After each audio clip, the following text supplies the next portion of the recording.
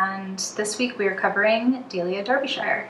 You know, similar to Raymond Scott, you know, upon her passing, there was a treasure trove of tapes and things to be archived and explored, and she had, you know, she's obviously having her resurgence now. Similar to Joe Meek as well. Yeah. Isn't that interesting that, like, yeah. when, I guess it's almost traditional, you know, if you're a cosmic tape music artist, you're gonna leave a little bin of tapes. I guess Teach us seems to be the I guess I most should start putting mine together now.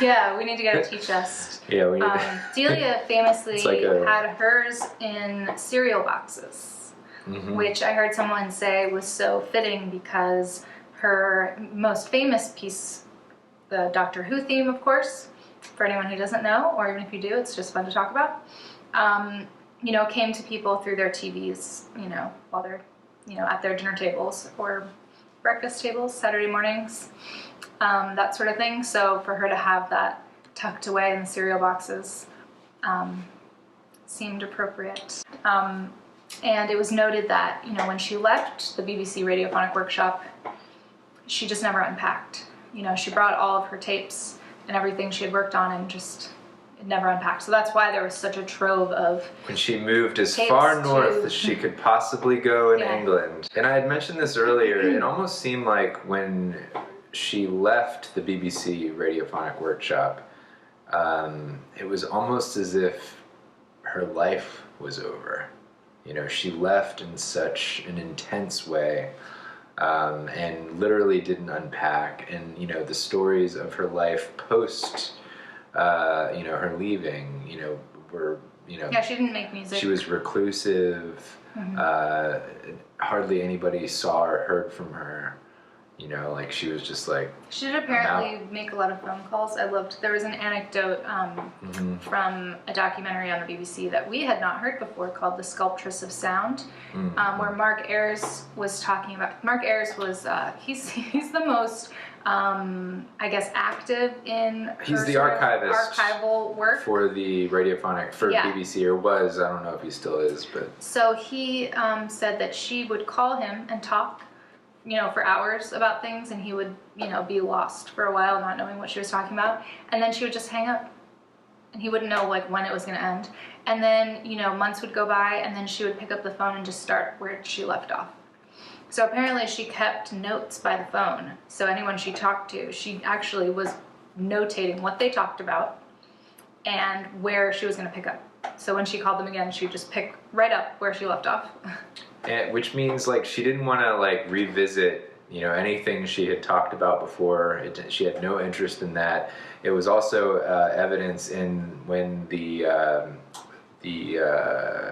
Doctor Who soundtrack got revised. The theme song, yeah. Later. They did it a few times, yeah. They would, you know, every time a new producer would get on the project, they'd want to extend the song. At one point they did a completely new one using the Delaware EMS, you know, monstrous synth, just to see if they could do it, and she hated that. Like, basically all of the revisions she absolutely hated.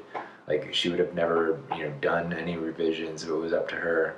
So, you know, that spirit of, like, kind of never looking back or never going back or never talking about anything again, you know, she was very I think, intentional. So, you know, from my understanding, she spent, you know, a lot of time thinking about the work she was going to create and mapping it out so that when she made it, it was not to be messed with, you know.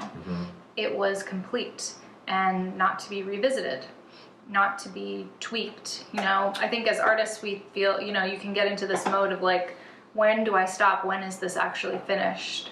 And one of her contemporaries mentioned that she had that gift of knowing when something was finished. But I think it's because of the amount of planning that she would do ahead of time. You know, she would think about it, she would imagine it, she would map it out, she would do these crazy, you know, mathematical calculations. Speaking of math, like, many people would dare to say that she was more of a mathematician than she was a musician.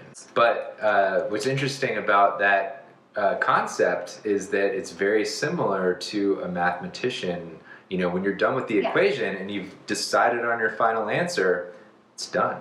You know, you turn that answer in, it's either right or wrong, And that's it. It's very finite math.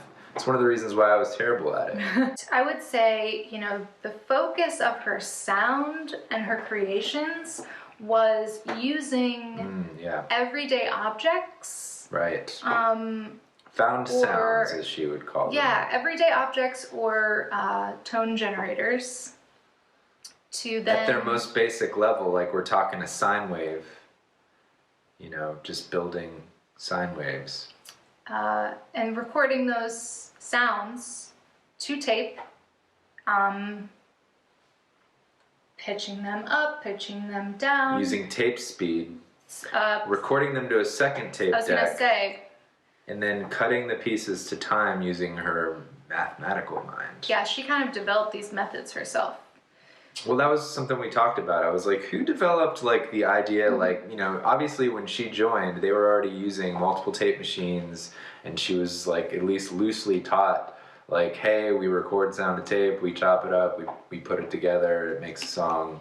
You know, who developed that? And we kind of came to the conclusion that it might have been Daphne Oram, and the founder of the BBC Radiophonic Workshop. The other gentleman that we didn't know his name. Yeah, who is that guy? We'll look it up right now because we can and we will. We like to get things correct.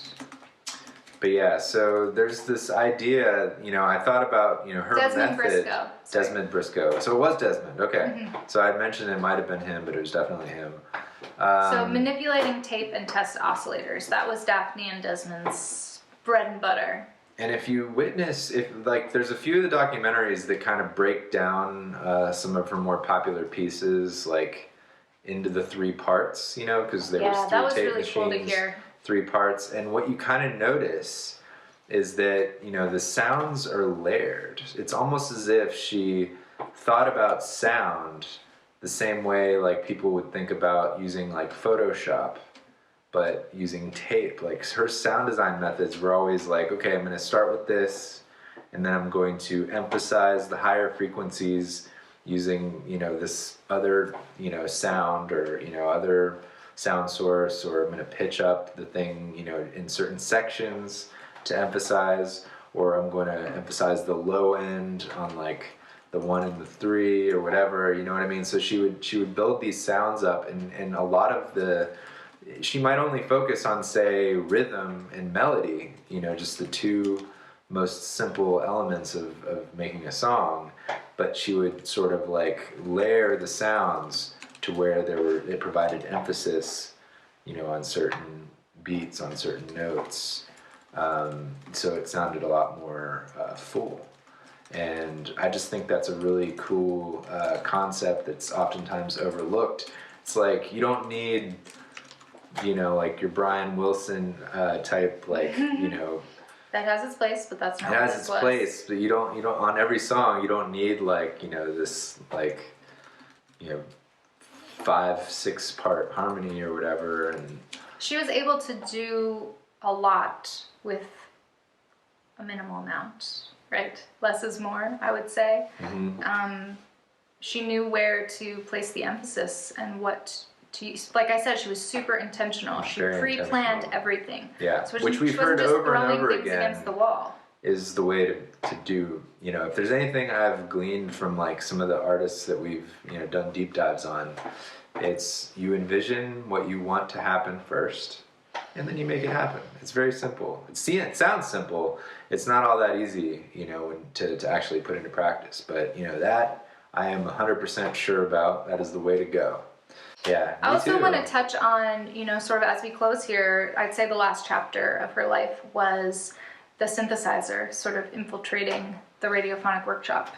Well, that's what made her, like, peace out. Yeah, so that's sort of the final chapter of her. The synthesizer came around and she was kind of like, I like creating what this thing can do with found sounds and tape, thank you very much. And now that this exists, everyone's gonna think that it can do what I'm doing with tape, but it really can't. Like if you like listen in between the partials of the sound, like, you know, it's much deeper than what a synthesizer can pull off without any treatment. But it has this perception of being the same thing. There's something I don't think she could handle that. She talked a lot about the handmade aspect, making everything with her own hands, and the quality that creates.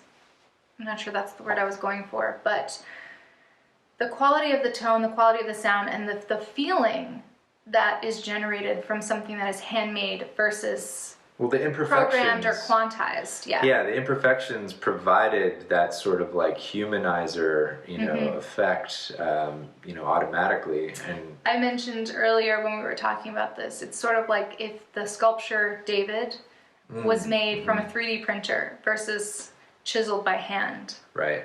I think would be a good comparison to, what I've heard her describe her feelings about the synthesizer versus tape manipulation.